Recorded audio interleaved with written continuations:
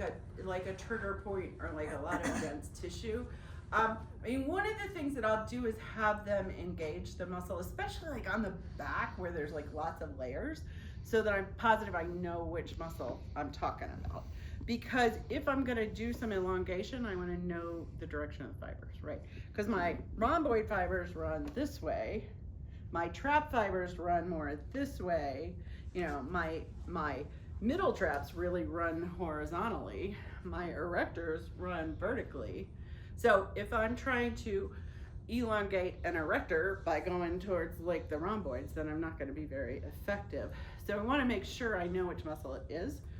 So I'll kind of hold that point and have them go through the range of motion. So elevate your scapula and then retract your scapula and then like kind of lift up off the table. If I have Tiffany lift up off the table a little bit, then that's going to be the erectors.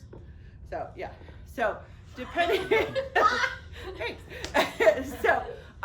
So depending on which direction it kind of pulls in, then I'm like, oh, okay, so it's the erectors. So then for my elongation, I'm gonna go this way rather than just guessing and kind of trying to do everything.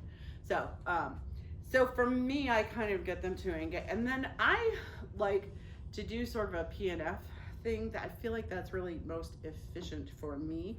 So I'm gonna pin, and rather than just pin and stretch, I'm gonna have them go through a contraction, relaxation, contraction kind of thing. So shorten, elongate, shorten as just kind of what I do.